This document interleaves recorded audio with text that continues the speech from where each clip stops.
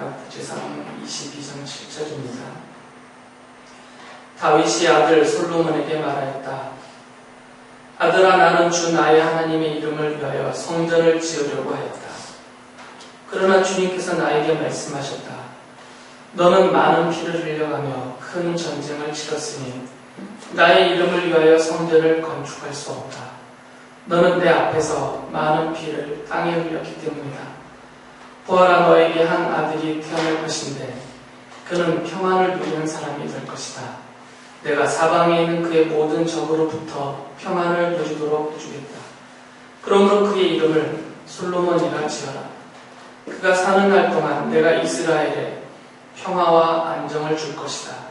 그가 내 이름을 위하여 성전을 건축할 것이다. 그는 내 아들이 되고 나는 그의 아버지가 되어 이스라엘을 다스리는 그의 왕위가 영원히 흔들리지 않고 튼튼히 서게 해줄 것이다. 아멘.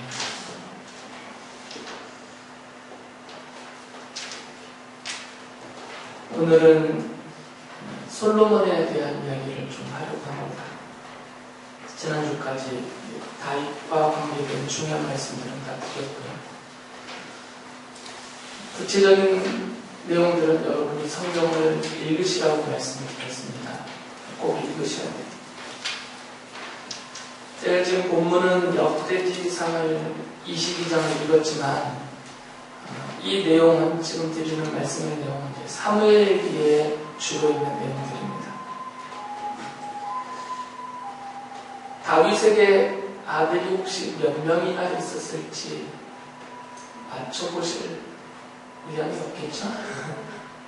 알아요? 네. 그 아들, 다윗의 아들이 몇 명이나 돼?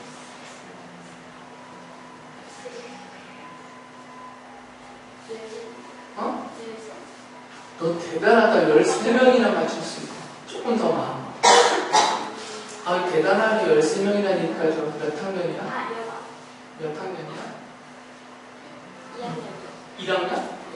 2학년? 평소에 성경을 많이 읽나 보구나. 네. 다윗의 아들의 수를 13명 이상으로 말하는 아이는 처음 봤네요. 총 17명이 성경에 써 있어요. 그 외에 누가 또 있는지는 모르겠지만 성경에 기록되어져 있는 다윗의 아들의 그 이름은 17명입니다. 사무엘기하 3장 2절부터 5절, 그리고 또 5장 5절 이런 데 보면 그 아들들의 이름이 다 열거가 되어 있거든요. 다윗이 처음에 전체 이스라엘 통일 왕국의 왕이 된 것은 아닙니다. 다윗이 사울이 죽은 다음에 유다 지파의 추대를 받아서 왕이 되어서 헤브론의 수도를 정하고 거기서 7년 6개월 동안 유다 사람들과 함께 거기서 지냅니다. 이제 거기에서 마닥을 암론부터 시작해서 6명의 아들을 낳죠. 성경에 제가 말씀드리면 등장하는 암론, 또 압살롬, 아도니아 이런 사람들이 거기서 출생을 합니다. 6명을 낳죠. 그리고 후에 이제 북쪽 10지파와 다 통합이 되어서 이스라엘 전체 통일 왕국의 왕이 됩니다. 그래서 예루살렘에서 수도를 정하고 거기에서 33년 3개월을 다스려요. 그때 거기에서 솔로몬을 포함해서 11명의 아들을 낳죠. 그래서 다 합치면 17명의 아들이 있습니다. 참 많죠? 너무 많으면 안 돼요. 그런 문제가 생깁니다.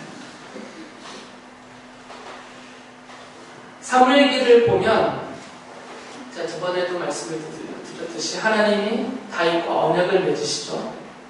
그 언약의 내용은 2가지라고 했어요. 기억을 더듬어 보세요. 하나님께서 다윗에게 2가지를 약속해 줬어요. 무엇과 무엇을 약속해 줬죠? 다윗의 뭐. 앞에는 다윗이에요. 다윗의 뭐와 뭐. 다윗의 왕조를 약속해 줬잖아요. 다윗 왕가에 대한 약속을 하셨어요. 영원한 다윗 왕가. 그러니까 다윗부터 시작해서 그의 후손들이 왕좌에 앉아서 영원히 그 왕권을 행사할 것에 대한 다윗 왕가에 대한 영원한 언약을 주셨고요. 두 번째로는 다윗의 왕가가 그 후손들이 다스리는 다윗의 영원한 나라에 대한 언약을 해주셨습니다. 그리고 이 다윗에게 약속하신 영원한 이 왕조와 왕가와 나라를 성취할, 이것을 이룰 성취할 다윗의 후손에 대한 약속을 해주셨어요. 그 다윗의 후손이 와서 이렇게 할 것이다. 이게 사무엘기하 7장에서 하나님께서 다윗과 맺으신 언약의 내용입니다. 그런데 사무엘기를 사마를 다 읽어보면 다윗이 그 자기의 왕위를 물려줄 자기의 후계자, 자기의 후손을 지정을 하지 않아요. 우리나라 옛날로 치면 세자책봉을 안 한단 말이죠.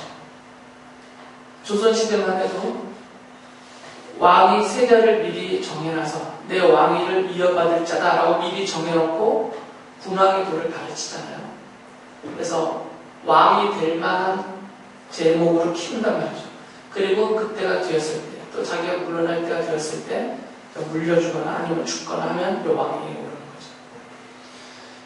근데 성경에 그 이유는 써있지 않습니다.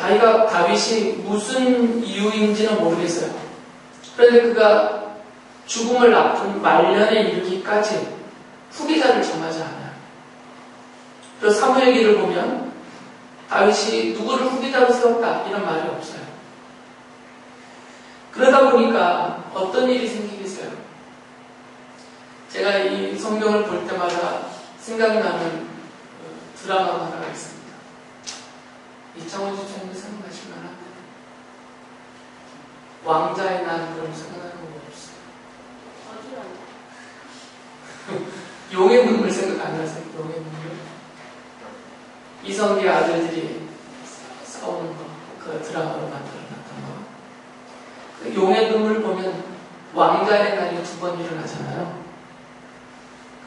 왕권을 놓고, 왕자를 놓고 두 번의 왕자의 날이 일어납니다.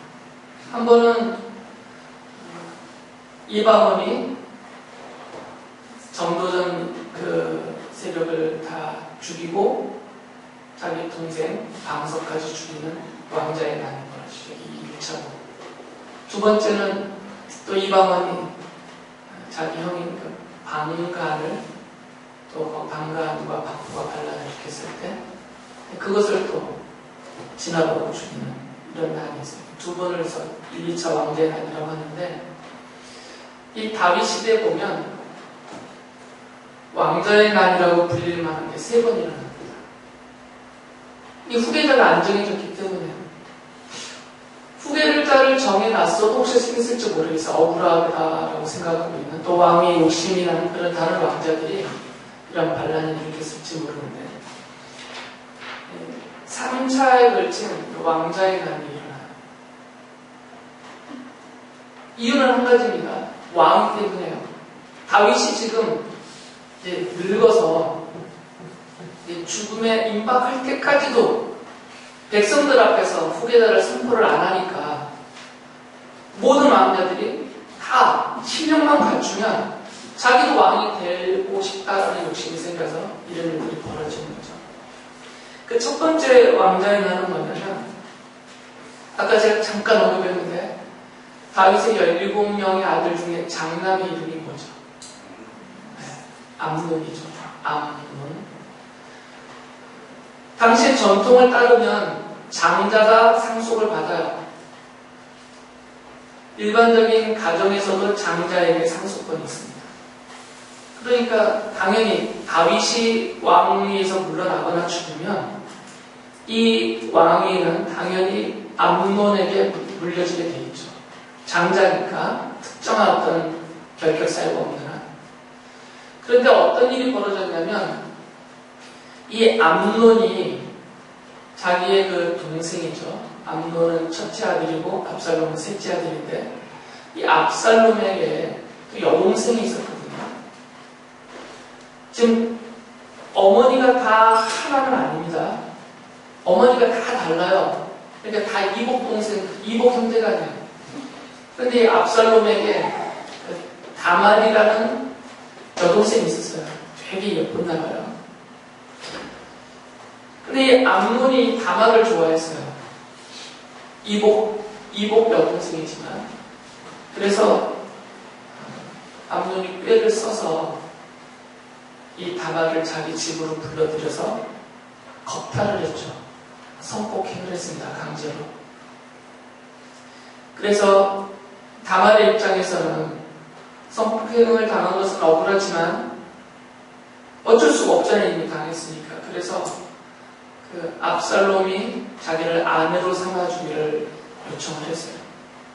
그런데 이 암논이라는 사람이 이런 경우에는 뒤에다 노문자를 붙여야 되죠. 아주 못했어요. 다말을 자기가 책임지지 않고 쫓아내버렸어요. 그래서 그 사실을 오빠인 압살롬이 알았죠. 그래서 압살롬의 마음속에 복수심이 가득 차서 때만 노리고 있다가 이 암논을 죽입니다. 양털을 깎는다 해가지고 다 불러가지고 왕자들을 다 초대했는데 그 중에서 암논만 죽였어요. 복수심 때문에 그랬죠. 근데 이렇게만 보면 압살롬이 다말에 대해서 복수했다라고만 볼 수 있는데 뒤에 일어나는 2차의 왕자의 난을 보면 압살롬이 단순하게 자기 여동생의 수치와 그 멸시당함에 대한 복수로만 죽였다고 보이지 않고 이 장자 상속권에서 암논이 왕위를 물려받을 것이기 때문에 이걸 빌미로 해서 암논을 죽이지 않았을까라는 추측이 충분히 됩니다. 왜 그러냐면 두 번째 왕자의 난도 압살롬이 일으키거든요. 이번에는 이제 다윗이 압살롬이 자기 맏아들 암논을 죽여버리니까 그리고 아버지한테 혼날까봐 도망가 버렸거든요. 그래서 결국은 요압이 중재를 해서 압살롬을 다시 불러들입니다. 하지만 다윗의 이 분노가 풀리지 않았기 때문에 압살롬에게 너는 집에 가서 근신하라고 그랬어. 그리고 얼굴도 마주치지 않습니다. 그래서 아마 압살롬의 마음속에서는 자기가 암논을 죽인 이 일 때문에 다윗이 자신을 왕으로 후계자로 정하지 않을 것이다 라는 생각이 들었던 것 같아요. 그래서 이 압살롬이 반란을 일으킵니다. 막 꾀를 쓰고 또 많은 사람들을 끌어모으고 백성들이 같은 전폭적인 지지를 얻어내요. 그리고 이 압살롬 편에 많은 장군들 또 모사들이 이렇게 합세를 해서 압살롬을 왕으로 추대해버립니다. 다윗이 압살롬이 왕이 된 사실 괜찮은 것 같아요. 제가 늘 말씀드리지만 아이들의 칭얼대는 소리는 저는 하나도 안 거슬려요. 그거 신경 쓰는 어른들의 눈빛이 거슬리지 그러니까 괜찮습니다. 그래서 이 압살롬의 세력이 워낙 크니까 그럼 이들이 예루살렘으로 쳐들어오니까 다윗이 예루살렘을 버리고 도망쳐버리죠. 물론 이제 이후에 전쟁을 오랫도록 계속하면서 하나님이 다윗 편을 드셔서 압살롬을 진압을 하죠. 그리고 압살롬이 거기서 죽습니다. 이게 두 번째 왕자의 날이에요. 세 번째는 언제 일어나냐면 이거는 이제 다윗의 완전히 말년이죠. 다윗이 더 이상 늙어서 이제 거동도 못하는 상황이에요, 지금. 그러니까 계속 침상에만 누워있죠. 사람들의 돌봄을 받으면서. 그래서 나를 다스리지를 못하는 상태에 있었어요. 이제 그 상황에서 장남인 암논이 죽었고, 또 셋째인, 가장 유력이 된 셋째인 압살롬이 죽었고, 둘째나 나머지 아들들의 이름은 더 이상 기록 나오지도 않은 것을 보면 무기력했던 것 같아요. 그 다음에 넷째가 아도니아거든요. 그러니까 아도니아 입장에서는 이 쟁쟁하던 사람들이 다 죽으니까 이제 자기밖에 안 남았잖아요. 그래서 당연히 자기가 그 왕위를 물려받을 것이라고 생각을 했어요. 그래서 스스로 다윗의 후계자로서 행세를 합니다. 그래서 왕 노릇을 하죠. 그 과정에서 아예 사람들을 규합을 해서 자기가 스스로 왕이다라고 선언을 하고 왕제국을 되고 있어요. 이때 이제 누가 큰일이 났냐면 그 앞에 흐름을 보면 압살롬도 그랬고요. 아도니아가 왕이 되면 나머지 자기를 위협하는 다른 왕자들을 내버려 두지 않을 것 같단 말이죠. 이거는 지금 이 유다에서만 이스라엘에서만 크게 벌어지는 일이 아니라 세계 역사에서 어느 나라에서든지 동일하게 벌어지는 일이에요. 조금이라도 이게 좀 문제가 될 것 같은 그런 다른 왕자들은 다 죽이거나 유배시켜버리잖아요. 그래서 누가 이것을 크게 걱정했냐면 밧세바가 걱정됐어요. 밧세바와 다윗의 사이에서 태어난 아들이 누구일까요? 솔로몬이죠. 다윗이 그 우리아를 간접살인하여서 죽게 만들고 우리아의 아내였던 밧세바를 강제로 데리고 와서 동침을 하고 아내로 삼았어요. 거기서 낳았던 아들은 하나님의 심판을 받고 바로 죽죠. 얼마 되지 않아서. 그리고 그 다음에 낳은 아들이 솔로몬이에요. 근데 밧세바가 그걸 걱정하는 겁니다. 아도니아가 왕이 되면 내 아들 솔로몬을 내버려 두지 않을 것이다 라는 걱정이 생긴 거예요. 아마 솔로몬이 상당히 사람들 앞에서 두각을 나타내고 있었던 것 같아요. 그래서 이 밧세바가 당시에 선지자였던 나단 선지자에게 부탁을 하고, 그래서 밧세바와 나단이 다윗을 추궁하고 부추겨서 결국은 다윗이 아도니아는 왕이 아니다, 솔로몬이 내 후계자고 솔로몬이 왕이다 해서 제사장들과 요압과 같은 사령관들을 통해서 솔로몬을 왕으로 삼고 다윗을 물러납니다. 그래서 솔로몬이 왕이 된 다음에 아도니아는 도망쳤죠. 성전 안으로 도망쳐서 제가 불을 붙들고 살려달라고 했을 때 솔로몬이 아도니아에게 당장 죽이지 않았어요. 집에 가서 근신하고 있으라고 했죠. 그리고 얼마 후에 아도니아를 죽여버립니다. 이렇게 세 번의 왕제의 난이 있었어요. 자세한 내용들은 여러분 사무엘기를 쭉 읽으시면, 그리고 열왕기상 첫 부분을 읽으시면 거기 다 나와 있습니다. 왜 이런 일들이 벌어졌을까요? 다윗이 뭘 안 했기 때문에요? 세 자식 후계자를 정하지 않았기 때문에. 분명히 다윗은 자기의 후계자를 백성들 앞에서 공식적으로 선언하지 않았어요. 그것을 어떻게 할 수 있냐면, 아도니아가 왕이 된다라고 스스로 왕위에 오르려고 했을 때 밧세바와 나단 선지자가 다윗에게 따지듯이 한 말이 있어요. 그때 밧세바가 이런 말을 해요. 열왕기상 1장 20절을 보면 솔로몬을 왕의 후계자로 정해달라고 부탁을 하면서 그가 이렇게 말해요. 온 이스라엘 사람이 임금님을 주시하고 있고 임금님의 뒤를 이어서 임금의 자리에 앉을 사람이 누구인지를 임금님께서 알려주시기를 고대하고 있습니다. 그러니까 이때까지도 아직 다윗은 후계자를 공식적으로 정하지 않고 선포하지 않았던 것입니다. 나단 선지자도 비슷한 말을 합니다.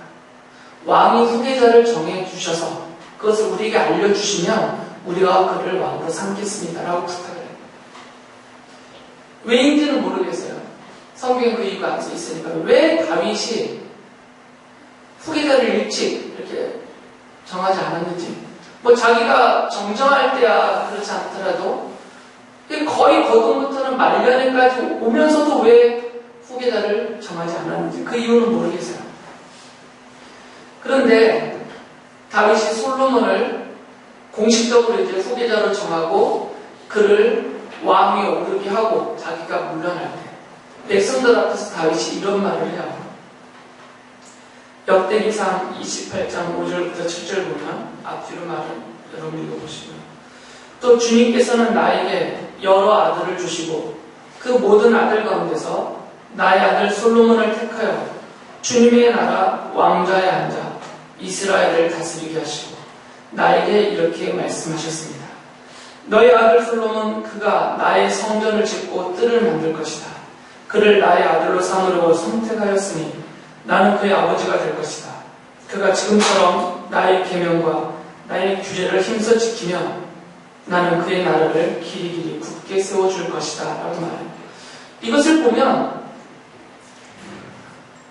다윗이 공포는 안 했지만 이미 다윗은 하나님께로부터 언약을 다윗 왕가와 그 나라의 영원함에 대한 언약을 받을 때 이미 하나님께로부터 지정을 받은 거죠. 내가 솔로몬을 선택했다. 그리고 이 솔로몬이 내 뒤를 이어서 왕이 될 것이고 그가 하나님의 성전 내 집을 지을 것이다 라고 하나님이 다윗에게 이미 말씀을 주셨다는 거죠. 다윗이 그것을 이미 받고 있었던 상태였어요. 근데 그것을 밝히지 않았다는 거죠. 또 역대기상 그 22장 10절 10절에 보면 다윗이 이제 솔로몬에게 유언처럼 당부를 해요. 그 당부하는 내용에 보면 이런 말을 합니다. 앞뒤는 좀 있는데 나중에 보시고요. 아들아, 나는 주 나의 하나님의 이름을 위하여 성전을 지으려고 하였다. 그러나 주님께서 나에게 말씀하셨다.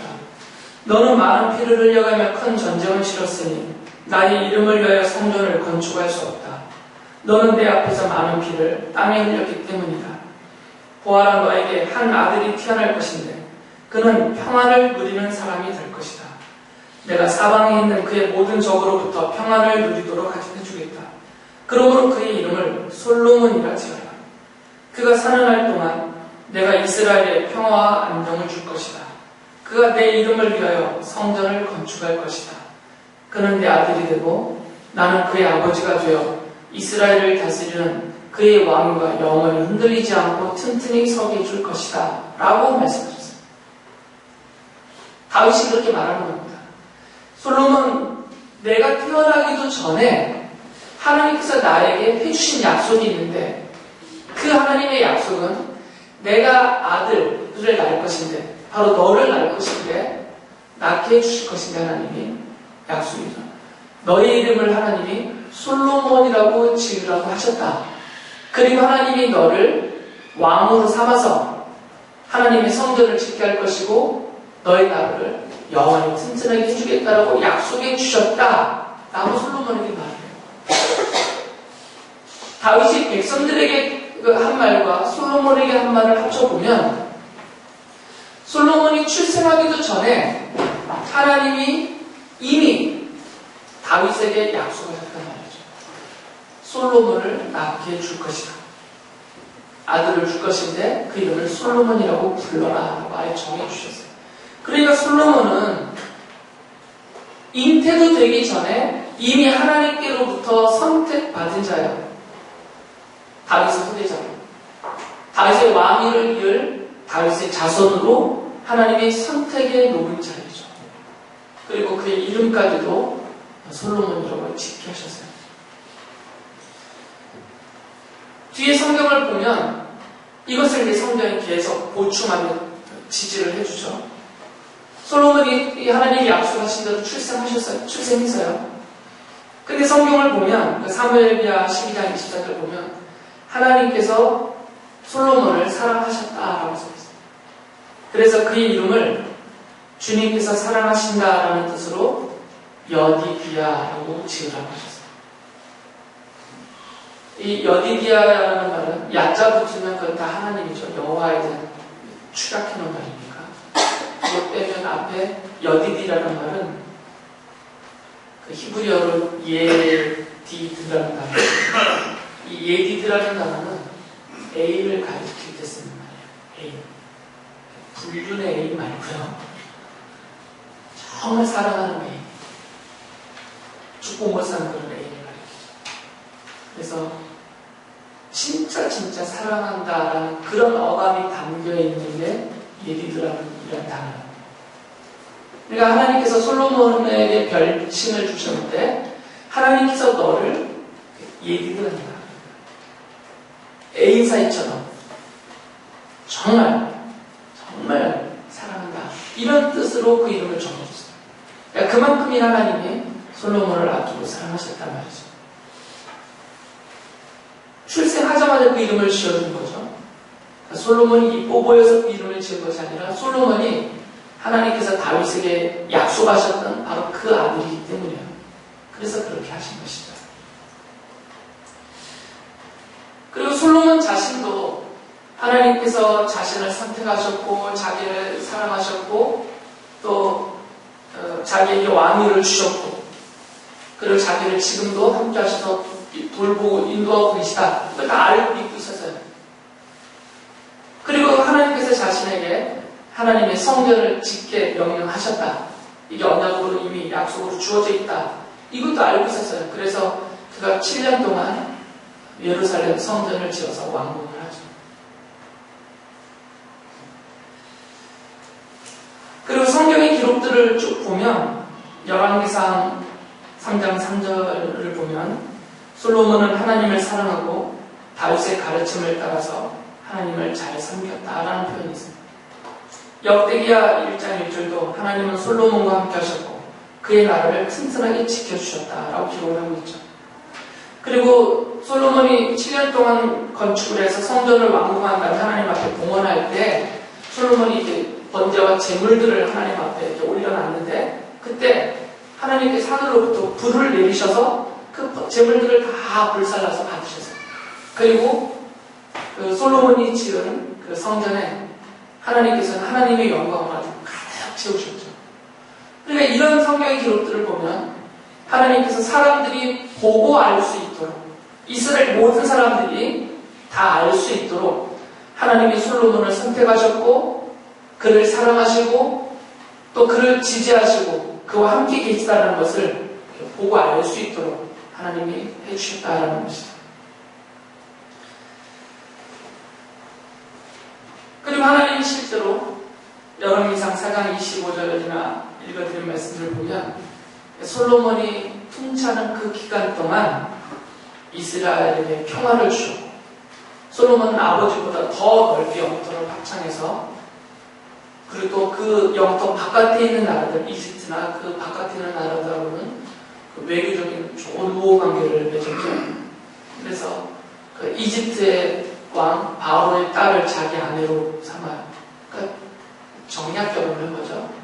이런 식으로 해서 주변 나라 사람들하고도 관계가 좋고 그래서 그가 통치하는 기간 동안에는 이스라엘이 평화로웠어요. 그리고 아주 번영했죠. 그 재산을 상술할 수 없을 정도로 이렇게 아주 번영하고 부강한 그런 나라가 됐습니다. 하나님이 이렇게 해주셨다라고 써있어요. 물론 이제 성경에 보면 비록 솔로몬이 그의 말년에 가서 너무 많은 다른 나라 이방 여인들을 아내로 삼아버렸기 때문에 그 아내들의 미혹에 넘어가서 그 여인들이 섬기던 신을 섬기기도 했었고 또 이스라엘 전역에 우상 숭배를 조장하는 이런 나쁜 일도 했어요. 열왕기상 11장 1절을 보면 성경이 이렇게까지도 표현을 했어요. 솔로몬은 외국 여자들을 좋아하였다 이렇게 써있어요. 그래서 이집트, 모압, 암몬, 에돔, 시돈, 헷, 그 외 주변에 있는 많은 이방 나라, 외국 여자들을 아내로 삼았어요. 물론 정략적인 이유도 있습니다. 이런 혼인관계를 통해서 유대감을 쌓고 외교적으로 안정을 찾으니까. 그런데 성경은 솔로몬이 단순히 어떤 나라를 위해서 정말 나라를 위해서 정략 결혼을 한 것이 아니라 그런 이유도 일부 있겠지만 솔로몬 자신이 외국 여자들을 되게 좋아했대요. 왜 그랬는 거예요? 비록 말년에 가서 솔로몬의 이런 하나님 이것을 죄로 악하다고 판명하셔서 벌하시는 그런 일들이 있지만 솔로몬을 전체적으로 보면 이 다윗과의 언약과 연결선에서 보면 솔로몬은 하나님께서 다윗에게 약속하셨던 그런 언약적인 다윗의 후손으로서 상징성을 갖고 있어요. 이 언약적 다윗의 자손이라는 표현은 제가 저번 설교 때 말씀을 드렸던 겁니다. 그래서 계속 연결이 되기 때문에 보시든지 주보에 있는 설교 읽든지 여러분은 좀 하셔야 돼요. 다시 설명하면 어렵잖아요.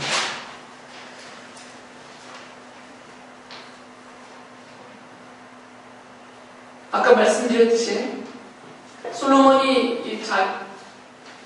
다윗에게서 왕위에 오르기 전까지는 다윗이 후계부들을 확정하지 않았고 선포를 안 했기 때문에 다른 왕자들이 다 왕이 되고 싶었어요.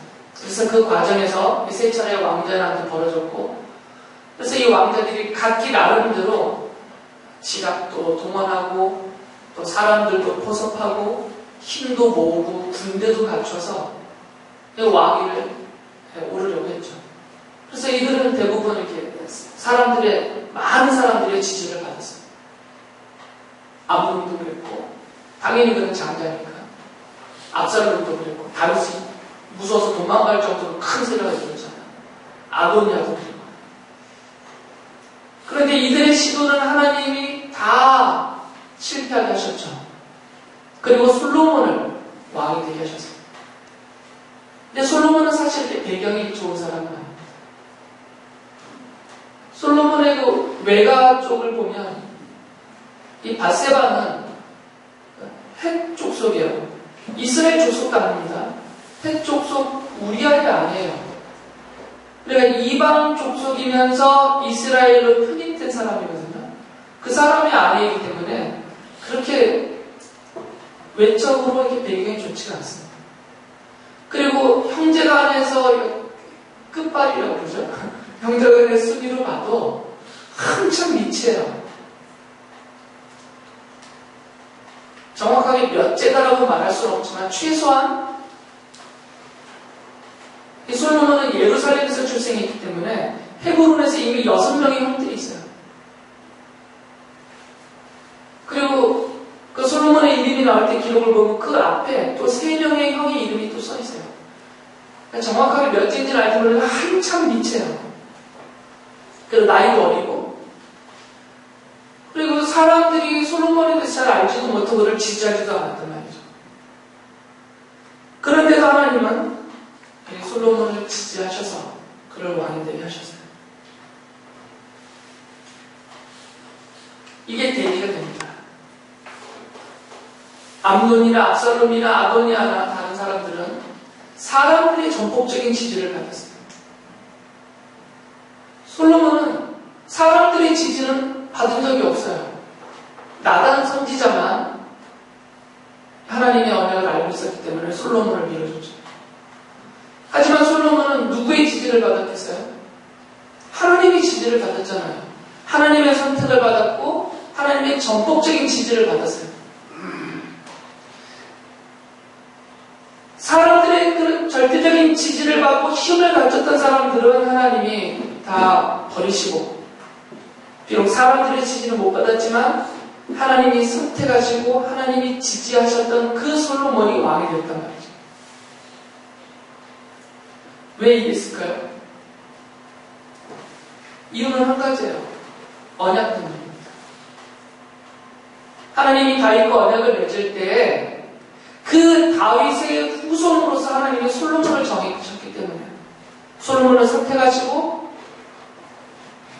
그 솔로몬을 왕이 되게 하겠다라고 하나님이 이미 약속하셨기 때문이죠. 이 하나님의 약속, 그 하나님의 언약 약속이 있기 때문에 솔로몬이 왕이 됐습니다. 솔로몬 개인의 어떤 대단한 뭐가 있어서가 아닙니다. 솔로몬이 지혜의 왕이다라고 찬사를 받지만 그것도 그가 하나님께로부터 받은 것이에요. 그가 꿈을 꾸고 하나님을 뵀을 때 하나님께로부터 그가 구한 게 지혜예요. 그래서 하나님이 지혜를 주셔서 그가 지혜의 왕이 된 거죠. 이런 전 과정을 보면 이 솔로몬이라는 사람은 어떤 개인적인 역량이나 탁월함 때문에 그가 왕으로 추대를 받아서 사람들의 어떤 전폭적인 지지를 받아서 이스라엘의 왕이 되어서 하나님이 다윗에게 약속하셨던 그 다윗의 자손의 이름을 받은 사람이 아니다라는 거죠. 단지 솔로몬은 하나님의 선택과 약속이 있었기 때문에 그 다윗의 왕위를 물려받은 그런 다윗의 자손이 된 거죠. 그래서 솔로몬은 어떤 개인적인 능력이나 사람들에 의해서 세워진 다윗의 자손이 아니라 또는 스스로의 힘으로 오른 다윗의 자손이 아니라 하나님의 언약에 의해서 되어진 그래서 언약적인 다윗의 자손이라고 부르는 겁니다. 그리고 솔로몬은 그런 의미에 있어서 언약적인 다윗의 자손으로서 또 왕으로서 이 땅에 오셔서 하나님이 다윗과 언약하신 그 영원한 왕좌 그리고 그 왕좌에 올라서 통치하실 그 영원한 하나님의 나라의 왕으로 오시는 예수 그리스도에 대한 모형이다라고 성경은 해석을 하는 것입니다. 그렇다면 우리가 이런 생각을 당연히 하게 됩니다. 이것은 다 하나님의 작정하심이 안에 있었던 거잖아요. 느닷없이 벌어진 일들이 아닙니다. 어쩌다 보니 일이 아니라 더 거슬러 올라가면 창세기 3장 15절에서부터 언약하셨던 그 여인의 후손으로 오실 그분에 대해서 그 언약의 흐름이 다윗 시대에 와서 하나님이 좀 더 선명하게 다윗의 자손이라는 나중에 이것이 하나의 대명사가 되어서 메시아에 대한 대명사가 되어서 이 다윗의 자손이라는 그 이름으로 하나님이 약속하셨던 바로 그 메시아 그리스도로 오신 예수 그리스도에 대한 모형다라는 것입니다. 이것은 하나님의 작정 안에 있었던 거죠. 하나님께서 이처럼 왕으로서 다윗의 자손을 작정하셨어요. 바로 예수 그리스도시죠. 그리고 그분이 오셔서 다스릴 영원한 하나님의 나라도 이미 하나님이 계획해 놓으셨어요. 작정해 놓으셨단 말이죠. 그러면 왕을 계획하셨고 나라를 계획하셨다면 그 다음에 뭘 계획하셨겠어요? 당연히 백성을 계획하셨겠죠. 왕을 작정하셨으면 그 나라를 작정하셨으면 그 나라의 백성까지도 작정하시는 것이 당연히 맞는 거죠. 백성은 이제 나 모르겠다 누가 될지 이건 말이 안 되잖아요. 그러니까 이 하나님의 작정 안에서 왕으로 오실 그리스도와 그 그리스도가 다스리실 하나님의 나라와 그 나라의 백성으로서 하나님의 자녀라고 불려지는 성도들도 하나님의 선택하심을 따라 그 작정 안에 있었다는 거죠. 이것은 제가 계속해서 드리는 말씀이에요. 이 자리에는 여러분들의 성경은 성도라고 부릅니다. 하나님의 자녀라고 부르고 있고요. 그리고 하나님의 백성이라고 부릅니다. 그러면서 성경은 성도로서 하나님의 자녀로서 하나님의 백성으로서 그 부름받은 자들은 사람의 뜻으로 되는 것도 아니고 어떤 유전적으로 되는 것도 아니고 사람의 힘으로 되는 것도 아니고 오직 하나님의 선택하심과 그 부르심과 그 만들어 주심에 의해서 된다라고 성경은 폭넓게 밝히고 알려주고 있습니다. 바로 여기 계신 여러분들이 이 언약적인 다윗의 자손으로 오신 그 예수 그리스도가 다스리시는 영원한 하나님의 나라에 취소할 수 없는 절대 쫓겨나지 않는 영원한 하나님의 백성이 되셨다라는 것입니다. 아무리 사탄이 배후에서 다 조작을 하고 그래서 이 세상이 죄와 사망의 권세를 써가면서 그리고 그 하수인으로서 많은 사람들을 앞세워 부려가면서 이 세상에서 그리고 우리들을 위해서 왕 노릇을 하려고 하고 있고 실제로 하고 있지만 그러나 그 세력들은 우리들의 왕이 아닙니다. 우리의 왕은 예수 그리스도입니다. 다윗의 자손으로 언약적인 다윗의 자손으로 오신 그래서 영원토록 하나님의 나라를 다스리실 그 나라의 백성들을 다스리실 왕은 예수 그리스도십니다. 창조주이시고 만물의 통치자이신 예수께서 지금 우리를 백성으로 여기셔서 마치 하나님께서 솔로몬을 여디디아라고 부르신 것처럼 성경에 보면 정말 그 정도로 예디드라는 그 표현처럼 자녀인 우리들을 성경은 그렇게 하나님이 우리 주께서 사랑하신다. 그러면서 그 증거가 바로 제 뒤에 십자가다라고 말씀하시듯이 그렇게 여러분들을 아끼고 사랑하시면서 돌보고 계시고 지켜주시고 보호하시고 인도하고 계십니다. 이걸 믿으셔야 돼요. 여러분의 신앙생활에 하나님의 응답하실 것을 믿는 것 좋습니다. 당연히 믿어야 돼요. 그러나 그것보다 더 우선되어야 되는 믿음은 성경이 말하고 있는 이 하나님의 약속과 이 약속대로 성취되어진 나의 구원에 대해서, 그래서 내가 하나님의 백성 되어짐에 대해서 왕이신 그리스도가 지금도 나와 함께 계시고 나를 돌보고 계시고 인도하고 계시다는 것을 이게 믿어져야 됩니다. 이걸 믿으셔야 돼요. 이 믿음이 있으면 사도 요한이 말한 것처럼 그 믿음으로 세상을 이깁니다. 고난을 이길 수 있고요. 어떤 역경이 닥치고 어떤 시련과 유혹과 미혹이 닥친다 하더라도 그거 다 분별할 수 있고 극복할 수 있고 이겨낼 수 있어요. 이 믿음과 함께 주께서 우리를 도우시고 그렇게 돌보시고 인도해 주시기 때문입니다. 여러분이 이 믿음을 가지시고 이 땅의 백성이 아니라 하나님 나라 하늘나라의 백성임을 아셔서 승리하시고 세상을 이기시면서 그렇게 살아가는 하나님의 백성으로서의 능력을 갖추시고 능력을 발휘하시는 그런 삶이 되시기를 바랍니다.